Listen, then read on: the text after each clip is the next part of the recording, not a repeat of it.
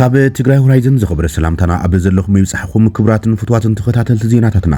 ነዚ ሰዓት ዝብልናይ መሓደሽቲ ምዕባለታትን እዋናዊ ዜናታትን ቀሪብናልኩም ኣለና ንምክታልኩም ብክብሪ ንዕድም ትግራይ ሆራይዘን ሰብስክራይብ ላይክ ሽር እናገበርኩም ክሳብ መወዳእታ ዜናታትና ተኸታተሉም ቀዳማይ ሚኒስትር እስራኤል ቤንጃሚን ኔታንያሁ ኣብ ልዕሊ ኢራን ዝካየድ ዘሎ ወተሃደራዊ መጥቃዕቲ ንግዚኡ ደው ከም ዘብሎ ኣፍሊጦም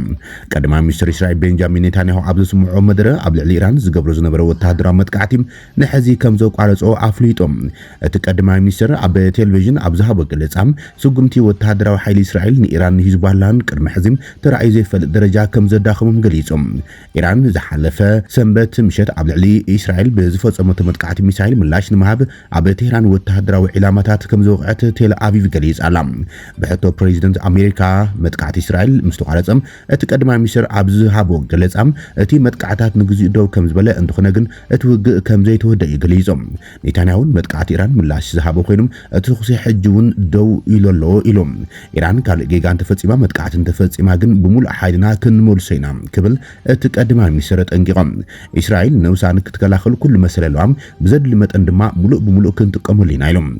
نتانياهو أب مونغو إيران إسرائيل زنبر وطرين ناقرد سيعبهم مس بريزيدنت أمريكا دونالد ترامب كم سزراربون ترغاقي يتصلام أب كال إزينا رما إيران بسنكي مصابو هرمز بإقادة حبرة أوروبا تهاسيات بحيلهم حبرة أوروبا أب مصابو هرمز نتفتات بحري بمدرات أب إيران بكسي بمغرب إقادة كم زنبرم حلافيت بوليسي وزعي ناتي تكال كاجا كالاس كليسام ما خلاي مراق أب مونغو زرب سلامن توصيد دوم بان أب كلولاوي زركاب زوم ألبون فرتي تيران أب مصابو هرمز زكايد ترافيك بحري أب حدقاي اتوا كم زلوان مصرات تقبرات إيران تقبالات كم زبلم بنصر قليس أمي مكتبل اتا حلافيت قديات وزعي حبرة أوروبا قليس ألام كمل سنايز دما أبرات حقرات حبرة أوروبا زحالف سوني أب براسلس أب لعلي إيران قداك قبر وسانة كم زدقام حلافيت بوليسي وزعي نايت تكال كاجا كالاس قليس ألام حبرة أوروبا أب كم مصابو هرمز مسلم وسنته براوي مسمرات ماي وسانتات موساد حقاو قرصي يتقبر كم زلون وسيخا قليس ألام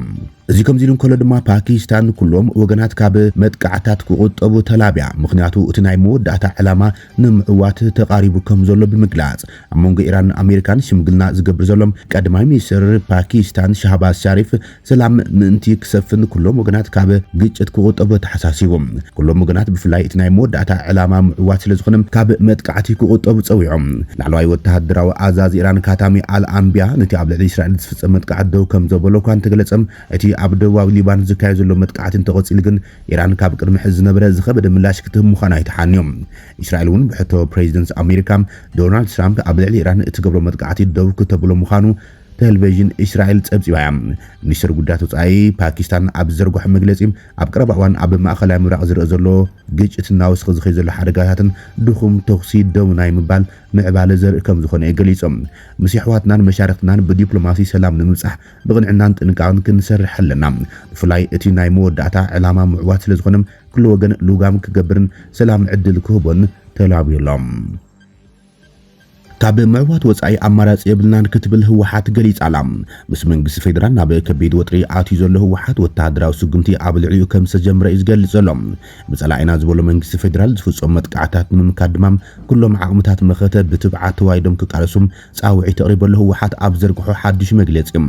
ስርዓት ብልጽግና ንኩሎም ኣማራጺታት ሰላም ዓጽም ህዝቢ ትግራይ ካብ ገጸ ምድሪ ንምጥፋእ ዓሊሙ ኩሉ መልክዕ ግፍዕን በደልን ይፍጽመሎ ዝበለ ህወሓት እዚ ንትግራዋይ መንነት ገበን ኢሉ ሰይሙ ካብ ሕልና ሰባት فام بعلة عوجز تبقى سعرمينا وسرعات حزبنا بزي أفلاي عدمة صوتان شفشفهم كتماتنا قشيتاتنا بعلماميت عنيم أبيات أمنتنا تاريخاوي بوتاتنا الراقيسم حاتنا دفيرو حزبنا كاب مربطو أفنا علم بحفشا كل ملك جنوسايد فتصمي كبل قلي سلام ولو كاب هنجن تلمن سرعات بزقنام حزبنا كم حزبي أبحات سلوان مصناتن تنبرم حزب تግራይ ተወዲቡ ሳላስ ተቃለሰ ካብ ሙሉእ ጽንተት ዓርሶ ድሒኖም ስምምዕነት ፕሪቶሪያውን ክፍረም ገይሩ ኢሉ ለህወሓት እንተኾነ ግና እዚ ዓለም ምኽራዊ ሕጊ ሰብኣውነትን ዘይግዛእ ስርዓትን ዝፈረሞ ስምምዕነት ብምፍራስ ዝጀመሮ ጆኖሳይድ ኣጠናኺሩ ክቕጽል ጸኒሑ ነሎን ኢሎም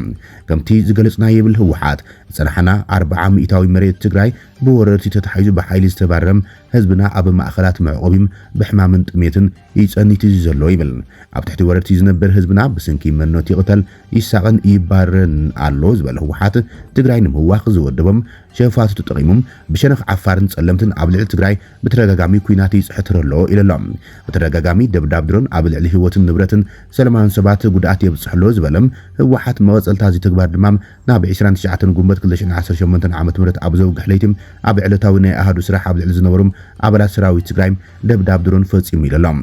ስርዓት ካብ ጫፍ ናብ ጫፍ ትግራይ ሰራዊትን ኣጽዋርን ኣኽቲቱም ካልእ ዝርደማዊ ኩናት ዝጽሕትር ዘሎ ህዝቢ ትግራይ መንግስቲ ትግራይን ውድብና ህወሓትን ኩሎም ኣፋልያት بسلماዊ ድርድርን ዘተን ክፍትሑ ኣብ ፀውዕሉ ዘሎ እዋን ኢሎም እዚ ድማ ዓላማ ስርዓት ብልጽግና ህዝቢ ትግራይ ከም ህዝቢ ምጥፋእ ስራሕ ምዃኑ ዘቃልዕ ተግባር ኢሎም ስርዓት ብልጽግና ህዝቢ ትግራይ ብመንፈስን ብውዳበን ዳኺምካም ካብ ገጸ ምድርን ምጥፋእ ዝሓጽጾ ትልምን ምዕዋት ጎና ጎኒ ወተሃደራዊ ከበባም ነቲ ዘይ ጻዓድ ዓቕሚ ህዝቢ ትግራይ ሸርሽርካም ዓርሱ ከይከላኸል ዝተበተነ ህዝብን ምግባር ንውሕዳት ብሄራዊ ክሕደት ዝፈጸሙ ተጋሩ ዓሲቡም ኣብ ምንቅስቃስ ይዝርከብ ኢሎም ስለዚ ስርዓት ካብ ዝደገሰናም ጥፍኣት ወፂና ህልውናና ክንውሕስ ንኽእል ንሽርሕታት ጸላኢ ብምፍሻል ሓድነትና ብምጥንኻርን ተወዲብና ብጽንዓትን ትንቃለስ ጥራሕ ኢሎም እቶም ብሽርሒ ጸላኢን ጉጅለ ብሄራዊ ክሕደትን ክበታተኑም ሰፊሕ ወፍሪ ዝተኻየደሎም ዓቕምታት መኸተ ህዝቢ ትግራይ ኣብዚ ሕዚ እዋን ዓርሶም ኣብ ማዕራርዮም ኣብ ጽቡቕ ቁመና ይርከቡ ኢሎም ብመሰረት ስምምዕነት ፕሪቶሪያ ተወንዚፉ ጸንሐ መንግስቲ ትግራይ ናብ ስርሑ ተመሊሱም ቃልስና ማእኸል ክህልዎ ኣኽኢልና ኣሎ ዝበለ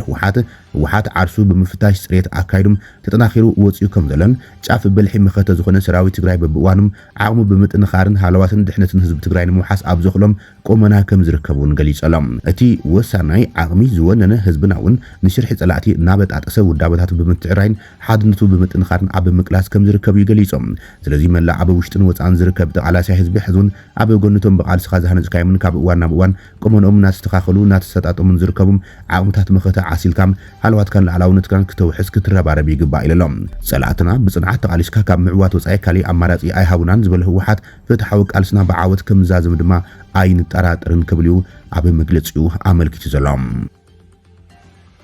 ግብፅን ኤርትራን ኣብ ወደባት መጓዓዝያ ባሕሪ ዞባዊ ጸጥታን ምትሕባር ንምስጋም ተሰማሚዐን ቀይሕ ባሕሪ ሙሉእ ብሙሉእ ድማ ኣብ መዳውቲ ሃገራት ውሕሰት ዝተመርኮሰ ከም ዝኾነ ገሊፀን ፕሬዚደንት ግብፂ ዓብዱልፈታሕ አልሲሲን ፕሬዚደንት ኤርትራ ኢሳያስ ኣፈወርቅን ዝሓለፈ ሰኒም ኣብ ዞባ ቀይሕ ባሕርን ቀይርና ኣፍሪቃን ንጸጥታውን ጂኦፖለቲካውን ምዕባለታት ዝምልከት ኣብ ካይሮ ኣብ ዝተኻየደ ላዕለዋይ ደረጃ ዝርብ ኣብ ትሕተ ቅርጺ ወደባት መጓዓዝያ ባሕሪ ከምኡን ጸጋታት ባሕሪ ሓዊሱ ኣብ ስትራቴጂካዊ ዓውድታት ክልቲኦም ምትሕባር ንምዕማቕ ተሰማሚዖም ብመሰረት ሚኒስትሪ ዜና ኤርትራ ዝዘርግሑ መግለጺ ክልቲኦም መራሕቲ ኣብ ውሽጢ ዘሎ ቁጠባም ፖለቲካዊ ዲፕሎማሲያውን ማዕቀፋውን ክልቲኣዊ ዝምድናታት ልዕልን ንምባል ምትሕባር ንምስፋሕ ዝሕግዙም መንገድታት ተዘራሪቦም እቲ ዝርብ ውጽኢቱ ኣብ ሃብቲ ባሕሪ ልምዓት ወደባትን መጓዓዝያ ባሕርን ዘተኮረም ግብራዊ መደባት ምትሕባርን ምጅማር ስምምዕነት ከም ዝበጽሑን እዚ ድማ ኣብ መንጎ ክልቲአን ሃገራት ቁጠባዊ ውህደት ንምትእሳርን ምሕያል ሓበራዊ ተወፋይነት ዘንጸባርቕ እዩ ተባሂሎም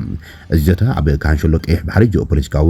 ንሕንሕና ወስኻ ኣብ ዝኸደሉ ዘለዋን ዝካየድ ዘሎ ኮይኖም መስመራት ንግዲ ባሕሪ ትሕተ ቅርጺ ወደባትን ዞባዊ ምድላዋት ጸጥታን ኣብ መላእ ቀርኒ ኣፍሪቃን ጉዳያት ዘተኮሩ ኮይኖም ኣለዉ ኢሎም ኣብ ተኣኺባ ዞባዊ ምዕባለታት እውን ብጎሊሁ ተሰራዒ ኮይኑ ክልቲኦም መራሕቲ ንተፋሰስ ቀይሕ ባሕሪ ቀርኒ ኣፍሪቃን ሰፊሕ ማእኸላዊ ምብራቕን ዝጸሉ ፖለቲካውን ቁጠባውን ዲፕሎማሲያውን ጸጥታውን ዝንባለታት ገምጊሞም ተባሂሎም بمسرة مجلسي منجستي إرسام أتم مرحتي عبست فلالي زوباون أهجران قديات حلحد حول ربحا بملوات أجداس نت بموحد عم مفتاح زمع بنسلم سأتاون كتبان بدهتات أسمير ملوم دحرتي بريزيدنتاوي زرب منيستر قديات وسعي قبسي بدر عبد الله منيستر قديات وسعي إرسا عثمان صالحن كل مرحت هاجراز بصحوه مردا متكبر زحجزو عقبات نمزتاي ببينهم مخكر كايدم أتم منيسترات مستمس سمام علوم وديات متحبار السعسرم نعفاز ما سجمتات جمجمام يكون بربز عبانا يجزا قدر مدلوات فاينانسن ويفليات بروجكتات زخونم زرزر حابريتا يقلصنيم بريزيدنت إيشاس عب كلتي أو زمدناتات زوباو ጸጥታ كمون معبالاتات قرن أفريقان ማእኸላይ ምብራዕን ዘተኮረም ናይ ሰለስተ መዓልታት ወግዓዊ ዑደት ንምካድ ዝሓለፈ ሰንበት ናብ ካይሮ ከም ዝኣተወ ዝፍለጥ እዮም እቲ ዑደት ኣብ ዝሓለፈ ዓመት ኣብ መንጎ ካይሮን ኣስመራን እናዓበይ ዘሎ ዲፕሎማስያዊ ምትእሳር ዝተሃነፀ እዮም ክልቲኦም መራሕቲ ንመወዳእታ ግዜ ኣብ ወርሒ ጥቅምቲ 2025 ዝተራኸብሉ እዋን ክልቲኦም ርክብ ምሕያልን ኣብ ቀርኒ ኣፍሪቃ ዞባ ቀይሕ ባሕርን ኣብ ዘጋጥሙ ጸጥታዊ ብድህታት መርገጺታት ምውሃድ ዘማእኸለ ዘተዮም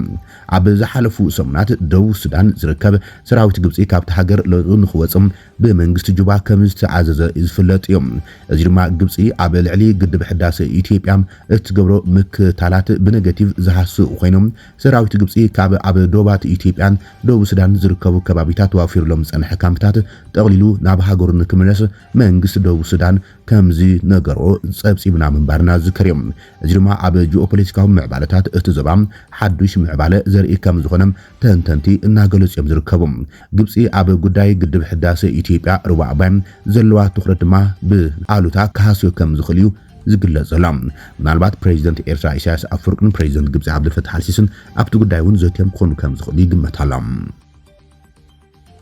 ስጉምቲ ዕጡቃት አርሚ 70 ኣብ ሱዳን ኣዘራራቢ ኮይኑ ይቕጽል ኣሎ ጉዳይ አርሚ 70 ንተጋሩ ኣብ ክልተል ብምቕሉ እናዘራረብ እዩ ዝቕጽል ዘሎ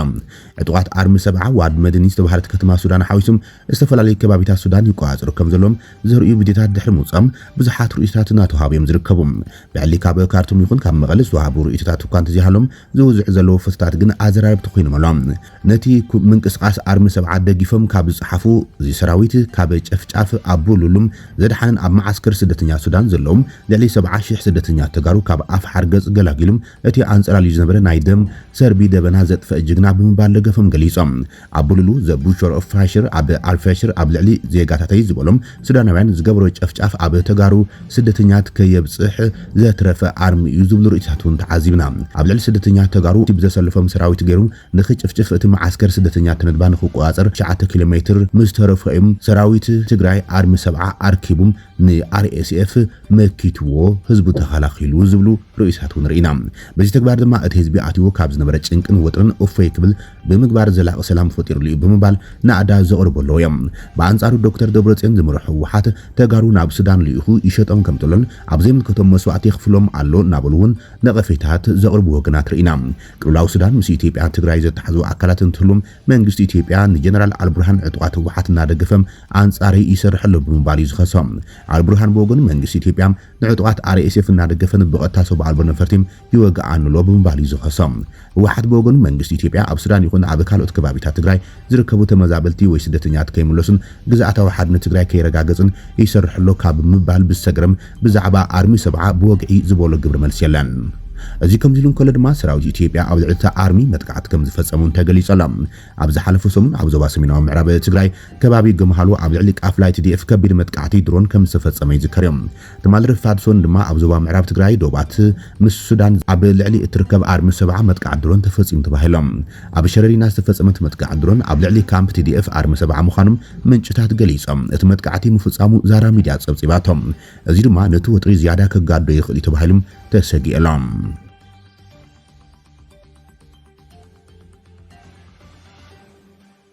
ቢሮ ፕሬዝደንት ከቢድ ተኽሲ ተኸፊቶም ኣብ ኢትዮጵያ ክልላዊ ቤት ጽሕፈት ፕሬዝደንት ድንገት ብዙሓት ዘደናገጸ ግጭት ተጋጢሞሎም ኣብ ፕሬዝደንታዊ ቤት መንግስቲ ጋምቤላ ንሰዓታት ልውውጥ ተኽሲ ከም ዘጋጠመ ተጸብጺቡ ኣብ ርእሰ ከተማ ጋምቤላ ኣብ ዝርከብ ክልላዊ ቤት መንግስቲ ፕሬዝደንት ካብ ሰዓት 12:20 ክሳብ 2:30 ከቢድ ተኽሲ ከም ዝተሰምዐ ነበርቲ እታ ከተማ ገሊጾም መንግስቲ ክልል ጋምቤላ እውን ኣብ ዘርግሖ እዋናዊ መግለጺ ሓደ ኣባል ፖሊስ ፌደራል ኣብ ውሽጢ ቤት ጽሕፈት ፕሬዝደንት ተኽሲ ከም ዝኸፈተ ገሊጾም ኣብተን ሰዓታት ዝቐጸለ ተኽሲ ቤተ መንግስቲ ዝኾነ ጉድኣት ኣጋጢሙሉ ኣይብጽሕን እቲ መግለጺ ኣይገለጸን እዮም ብመሰረት እዋናዊ ሓበሬታ መንግስቲ ክልል ጋምቤላ ትማል ምሸት ኣብ ከተማ ጋምቤላ ብሓደ ኣባል ፖሊስ ፌደራል ዘይተጽበናይ ናይ ተኽሲ ፍጻመ ኣጋጢሙና ኢሎም ድሕሪ እቲ ፍጻመ ሓይልታት ጸጥታ ክልልን ፌደራልን ብሓባር ተዋይዶም ብምስራሕ እቲ ኩነታት ከይጋደድ ከም ዝሰርሑ ተገሊጹ ዘሎ ምንጪ መበገሲ ተኽሲ ክሳብ ሕዚም ዝተባሃለ ነገር የለን እዮም ክብራትን ፍትዋትን ተኸታተልቲ ዜናታትና ንይሰዓት ዝቡልናይ ሓደሽቲ ምዕባለታትን እዋናዊ ዜናታትን ዛዚምና ንምክትታልኩም ነመስግን ሰላም